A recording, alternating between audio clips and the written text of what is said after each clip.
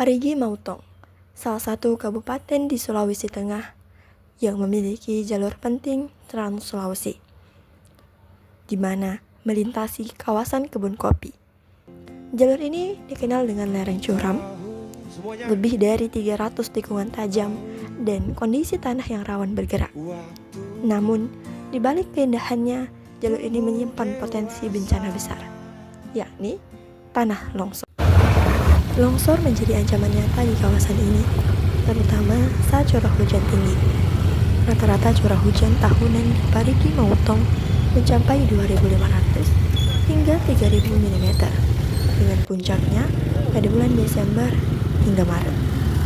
Kemiringan lereng di kawasan ini serta kondisi batuan lapukan yang lepas menyebabkan daerah ini rentan terkena bencana longsor. Contoh kejadian, pada 5 September 2024, material tanah dan bebatuan tiba-tiba menutupi jalan di kilometer 8 kebun kopi. 2 kendaraan tertimpa material longsor, menyebabkan beberapa penumpang luka ringan. Meski syukurnya tidak ada korban jiwa. Tanggap darurat langsung dilakukan. Balai Pelaksanaan Jalan Nasional Sulteng menurunkan alat berat. Kabupaten Parigi Motong memiliki luas sekitar 6.231 km dengan jumlah penduduk 457.500 jiwa pada 2023. Wilayahnya beragam, mulai dari pesisir, dataran rendah, hingga perbukitan, dengan garis pantai sepanjang 470 km di Teluk Tomini. Letak geografis dan struktur geologi wilayah ini memang membuatnya rawan bencana. Berdasarkan peta rawan gerakan tanah, jalur kebun kopi masuk kategori rawan menengah hingga tinggi. Kombinasi topografi kawasan ini menjadi salah satu titik rawan longsor yang ada di daerah Sulawesi Tengah. Sebagian besar masyarakat Parigi Motong bekerja di sektor pertanian dan perkebunan. Komoditas utama adalah kopi, kelapa, dan kakao, di samping perikanan di wilayah pesisir.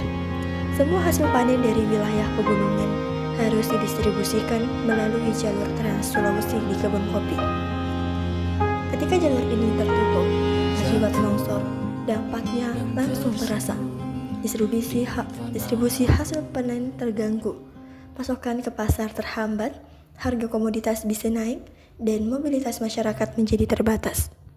Hal ini menunjukkan bahwa bencana longsor bukan hanya isu lingkungan, tapi juga isu ekonomi dan sosial masyarakat. Untuk mengurangi resiko bencana tanah longsor, beberapa upaya mitigasi bencana perlu dilakukan, seperti pembangunan proteksi tebing di titik-titik rawan longsor, perbaikan sistem drainase lereng agar air hujan tidak mengikis tebing, pemasangan alat peringatan dini berbasis curah hujan, bekerja sama dengan BMKG, serta peningkatan kesiapan jalur alternatif sehingga masyarakat tetap bisa beraktivitas saat jalur utama tertutup. Penerapan konsep BKRK, bahaya, kerentanan, risiko, dan kapasitas. Longsor di jalur kebun kopi akibat kombinasi hujan tinggi, lereng curam, dan tanah pelapukan dapat menyebabkan bahaya longsor terjadi. Kemudian, tingginya ketergantungan masyarakat pada jalur Trans Sulawesi untuk distribusi hasil pertanian, mobilitas, dan ekonomi dapat menyebabkan hal tersebut menjadi kerentanan bagi masyarakat. Kerugian sosial ekonomi, keterlambatan distribusi hasil panen, kecelakaan lalu lintas, bahkan potensi korban jiwa merupakan risiko yang dapat kami alami akibat bencana longsor tersebut. Kehadiran BPBD, BPJN dengan alat berat, adanya komunitas lokal yang cepat memberi informasi, serta peluang penerapan early warning system merupakan kapasitas yang kami miliki untuk menghadapi bencana tanah longsor tersebut.